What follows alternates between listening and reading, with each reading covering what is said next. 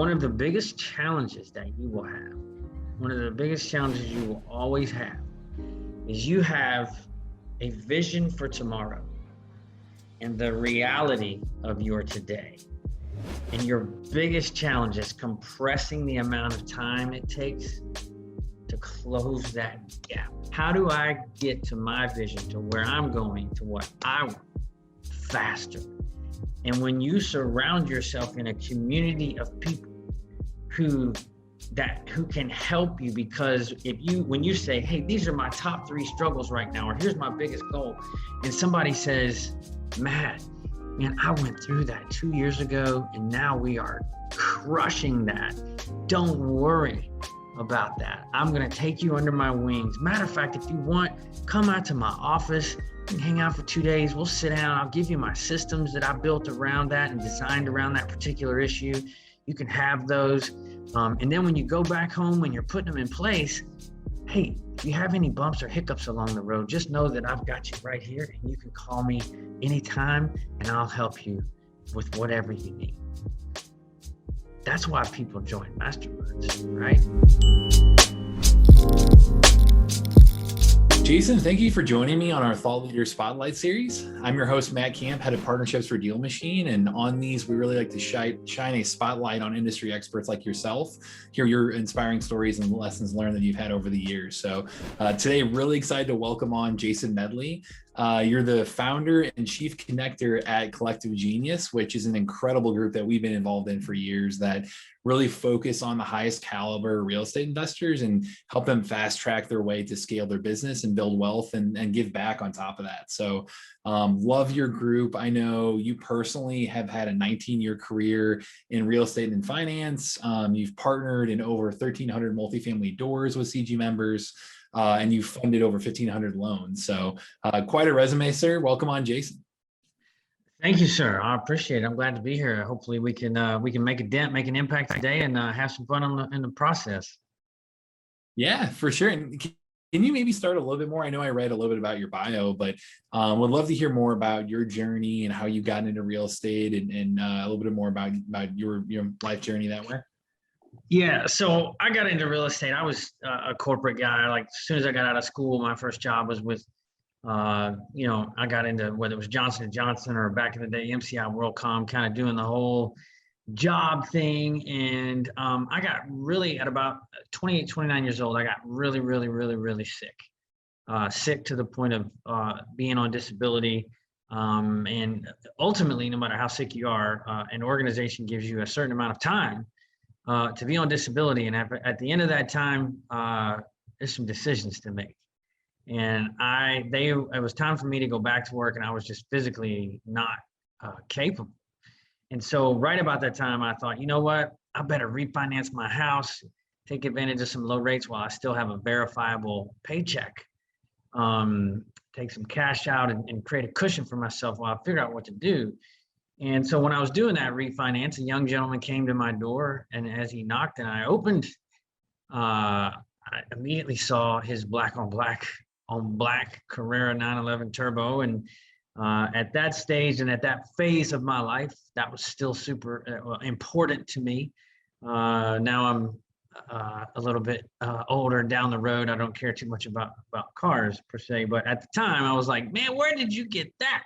Or more so important, how did you get that? And he said, I got it doing mortgages. And so I said, well, I explained my situation. I said, I would love to get into the finance side of the business. And from that point forward, he hooked me up with the owner of the company. And I ended up starting to work there kind of on my own for the first time as a 1099 self-employed, off the company paycheck type of structure. So that's kind of the long and short of how I got back or got into the finance side of the real estate game.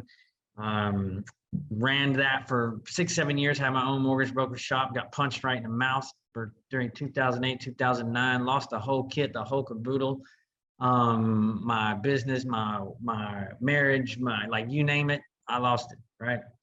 So, but I'm not one to get put down and stay down. So climbed back in the saddle, started a transactional funding company, which a lot of you may not even know what that is because it was kind of something in vogue at the time where we would lend money for one day. You bought a house in the morning for 200,000, you sold it at 2 o'clock later that day for 250, and we lent you the 200 grand for the couple of hours, just in and out, transactional funding, because it was based on the transaction, right? The fact that you had it resold same day, not you or your credit or anything like that. So that got me back on top, if you will, and then was in a marketing driven mastermind, and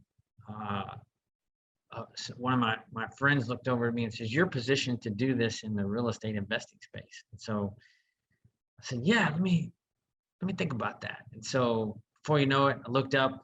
I invited my top customers from our funding company at that time, stuck them in a room, got them to share what they were doing well, and what their struggles were. And after a lot of bumps and bruises and 12 years under my belt, running the Collective Genius, here we are today. We have a vibrant, thriving, wicked cool community. Some people call it a mastermind. I prefer to call it a community where people that do life together, we make money together, we keep money together, we make memories together, we celebrate one another, we wage war with each other, whether it's figuring out how we're going to make it through COVID or supporting each other in MMA fights.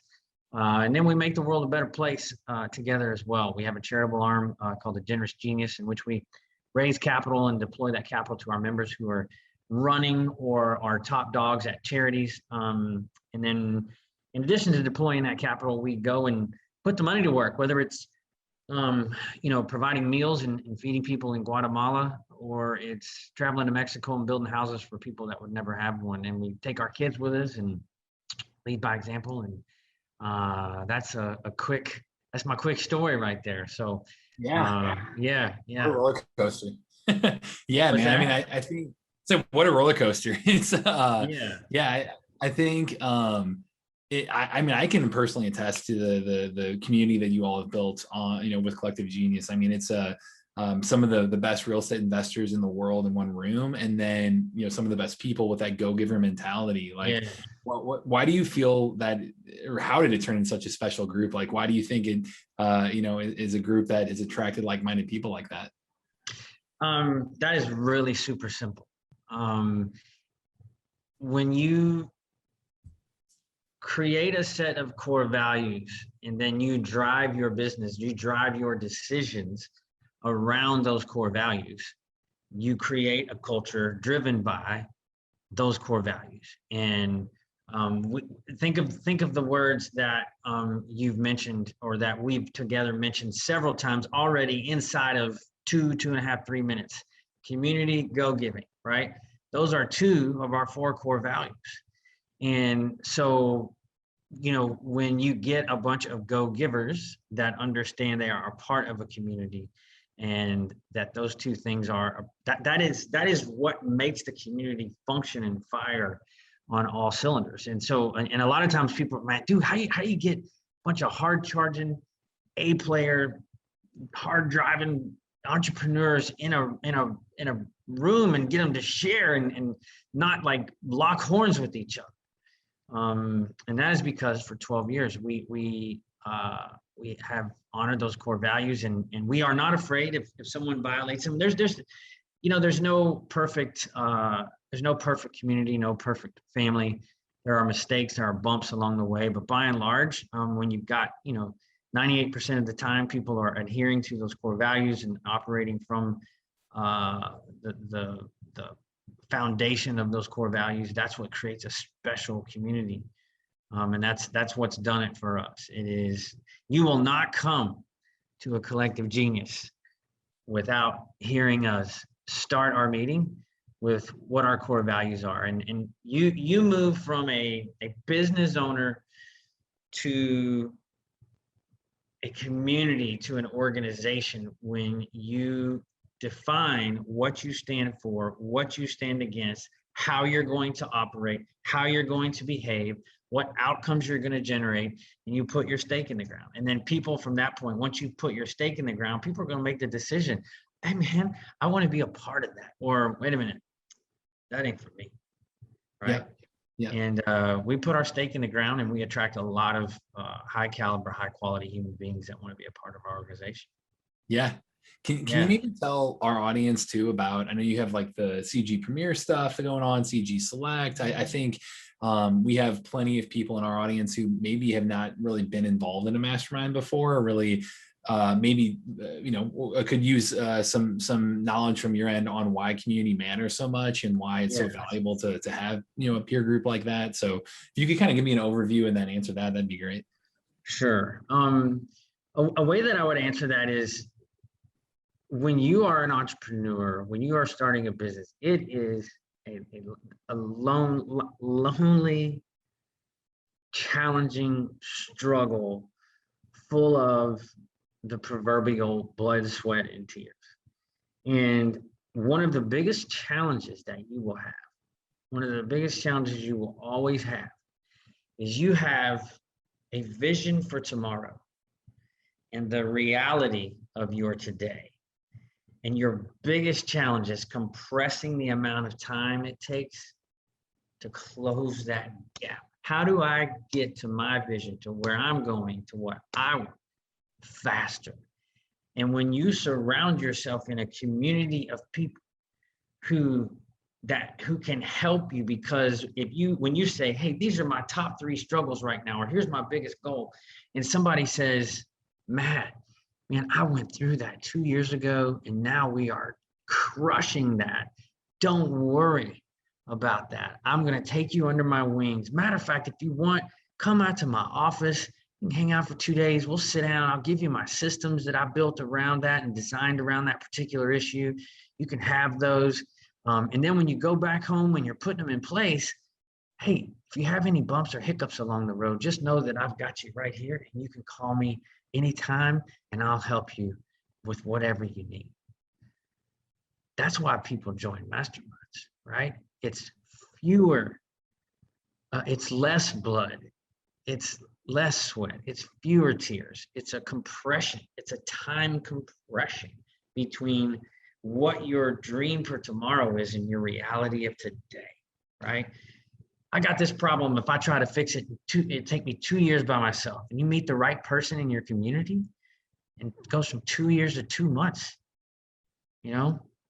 That's why people join masterminds. And then you move beyond the fix my business and help my business scale component into waking up, and if it's the right community, looking around and saying, hey, they say you can count your 5 best friends on one hand. I can promise you that for the vast majority of our members in the collective Genius, when they hold up that hand, one of those fingers is a CG member, right? Somebody they're going to do life with long after CG is a memory for them. You meet people that you're going to do life with. And so, that's part of it. The other part of it too is not just people helping each other with their challenges. There's a massive amount of deal flow that takes place between members buying houses, selling houses, lending money, borrowing money, doing syndications together. You're talking about, at least in CG, and obviously you said, Matt, we have some big hitters in there. There are literally, I don't know if I used a plural here, but billions of dollars. We have one member who deploys 200 million themselves. We have another member who just came on board in 2 months, has bought 70 homes from other, like the amount of money that is flying between members, joint ventures, syndications, buying houses, sell out, it's a deal flow machine. And that's another reason why people come to CG. For sure. Do you think, on the I know we talk about the Premier side a bit, and that's what we've been involved with so much. And then we're also really enjoying kind of the newer, CG Select stuff you have going on. I do think a lot of our audience, they could use some advice on going from, being in that constant hustle and being an investor to be, really creating a business around investing. And I asked Leon that, and I loved his answer, but I'd love to hear your thoughts on advice for people that are trying to make that transition, and how to empower a team around them. Yeah, the transition from running a constant hustle to build a team which is no easy task. A lot of people can do a hustle and actually, in the real estate investing space, make quite a bit of money. But if you're looking to build an organization, you got to transition from hustle into, having a team that's hustling with you and for you. And the way that you do that goes back to what we started the conversation with, right? There's really a couple of different bullet points if you got a pen and a paper out and you want to take some notes. And it starts with moving from the, hey, I'm the Lone Ranger, I got one or two people with me, sit down, shut up, sit there, do this, make me money, come back tomorrow, do it again. You got to move from that to beginning to realize that you're going to have to build a team. And the best way to build a team is to begin to care about the team you're building. And how do you build a team, right? Like, it's not like you just go round up bodies. You have to be cohesive. And step one is what we just talked about. That's having a set of core values, which you define as a team together. And then as you grow and as you hit bumps, as you hit skids, as you elevate, as you scale, as you succeed, you drive the business and make decisions, even hiring and firing decisions driven around those core values, right? So number one is core values. Number two is to understand that once you get to a certain level, your focus is no longer really about flipping houses. It's more about finding, training, and retaining talent, right? So that's number two, is you kind of really have to shift your focus. And there's a gradual, it's not like you just go from one day to, hey, I'm not worried about flipping houses anymore. I'm just going to, it's like everything else. There's a baton that gets passed. There's a gradual fade, if you will. But, your focus shifts from the widget you are dealing with to the people who are helping you deal with it. And then once you have that team, they have to function inside of a culture of accountability, right? Which a lot of us struggle with. And then how do you hold people accountable? That means you got to know your numbers. You got to have your KPIs. You got to have your metrics in place, right? And so there's a series, and that's really what we've built CG Select around, right? Like our typical member in CG Premier is doing, 100 plus flips a year. They have 100 plus units in a portfolio.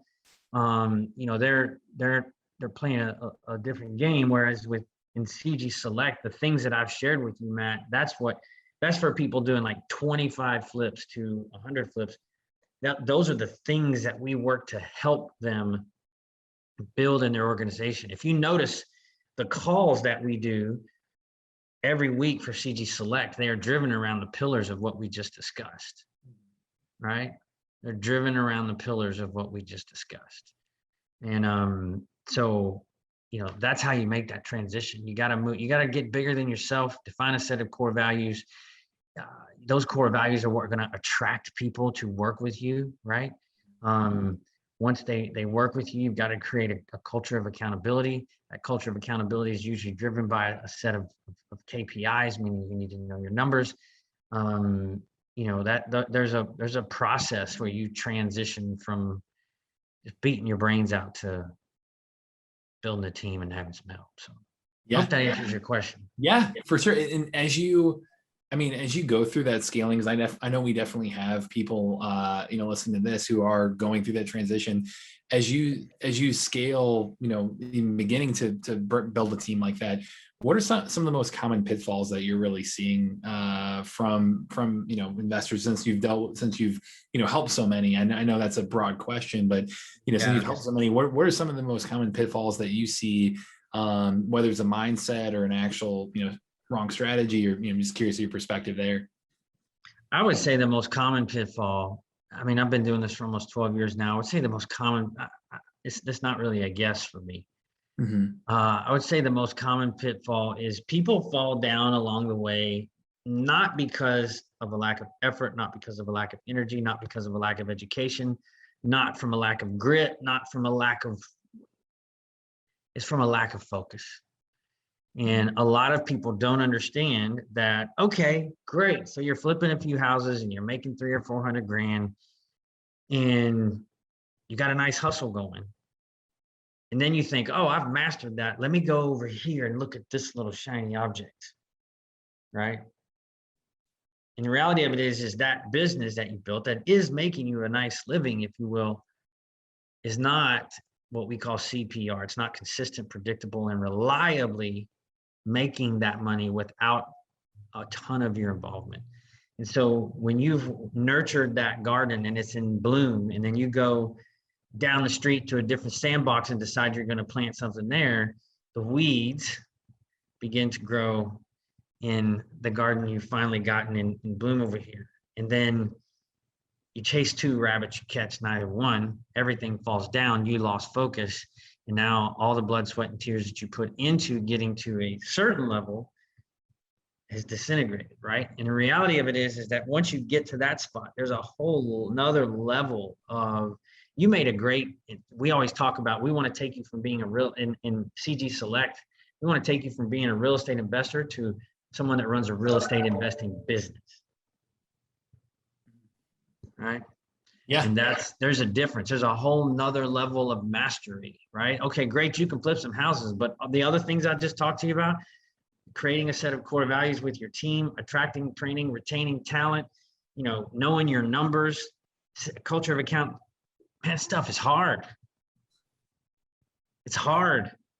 It's all that stuff is beyond just the flipping of houses. It's about building a business. It requires a different skill set. Yeah. Yeah. Agreed. Yeah. Yeah. Yeah. I mean, yeah, just because you know how to flip some houses, I got that figured out. Well, you might know how to flip houses, but you don't know how to run a business. That's the next, that's the next level. For sure. Yeah. I mean, I think, that's probably that transition is the thing that I personally see most people being such a great resource within the community around is, like you said, sharing the things that they've been through, sharing those personal stories of how they've gone through that transition, whether it be them initially leveling up or, like you said, playing at a whole nother level of the game. So, one thing I definitely want to ask you about, I really appreciate your time again today, but one thing I wanted to ask you about before we go here too is the generous genius. I know you touched on that a little bit around your passions there and how CG really aspires to give back. Can you tell us more about why you started the generous genius stuff and kind of the origins of that as well? Absolutely. And again, this goes back to statements where you put your flag in the ground, right? And that is, the generous genius is a component of the collective genius in which our go-giving or some of our go-giving comes into physical reality, if you will. And when I talked about you put your stake in the ground, what you believe, what you don't, what you stand for, what you stand against. And we believe that with a profitable business comes blessing, and with blessing comes responsibility to help people around you, right? Because you don't get to where you're at, no matter who you are, without help. And there's a lot of people that need help. And so what we do through Generous Genius is we raise capital throughout the year. It is right now, I don't know, October. We've raised 400 grand. We'll probably raise $500,000 this year from our members. And then we deploy that capital out through members of ours who are either run 501(c)(3)s or know or are involved at a high level in certain 501(c)(3)s. And so not only do we raise the capital, we distribute it to members who are involved in those 501s, and then our members take that capital and turn it into physical manifestation, if you will. So what does that mean? So perfect example, in Guatemala, there is the largest landfill in Central America. Communities surround this landfill. That's how they make their living. They get up every day and go through that landfill and look for recyclables. And that's how that community is sustained, right? Well, there are many days when those people are going hungry, especially the children. And so we fund massive amounts of meals. Our members go down there, meet the children, meet their parents, fund those meals. I'd love to show some pictures of that, but then we go to Mexico, Ensenada, where people will, again, never probably have a real home. When you show up, their home is basically 4 pylons, in a 10 by 10 square wrapped in thick plastic. David, who owns and runs DealMachine, I went on a trip to Ensenada with him. He and I did a house build, and and then our members take their kids with them sometimes, and they lead by example, and their kids get a great dose of reality of what the rest of the world looks like. And it's just a great way too for them to see their parents, giving back. So Yeah. that is what the Generous Genius is. We'll I'd say we'll make sure to link to pictures of that, all of that as well within the YouTube description here. But is there any way for our community to get involved with that, with Generous Genius, and or just what's the best way for them to get in touch with you, in general, and get involved with CG? Sure. If someone is interested in getting involved in CG or becoming a member, if you would. Again, we have 2 levels, basically 25 to 100 flips, and then we have 100 to 100 plus. The best thing to do is just to go to our website. There is a link there where you can complete an application, and once you complete that, you'll schedule a call with Leon on our team, who basically screens. He's our director of member results. We just had so. Yeah, he screens everybody. Guy's a rock star, super cool cat. We'll figure out if we can help you. If we can, cool. If we can't, no big deal. We do grade the applications if you're too early or not quite qualified or whatever it may be. We'll give you notification, and the appointment you scheduled will get canceled per se. So we keep it super simple, super concise. If you want to learn more about the Generous Genius, you can make a donation if you would like to. Go to generousgenius.com. That's generousgenius.com. All of that goes into a 501, and then you will immediately get an email that gives you proof of your charitable contribution. And then what else did you? I think that's it, right? Yeah. And any ways people can follow up with you guys and get involved. I know our community would love to. So say it one more time. I'm sorry. No, I said any ways that people can be connecting with you guys and get involved. I know our community would love to. So go check us out. Check out our site. We got a cool setup. I'm excited about it. Still, after 12 years, I still have a big vision for the Collective Genius. Love it. Awesome, man. Well, Jason, I really appreciate the time today. Great conversation. Great having you on.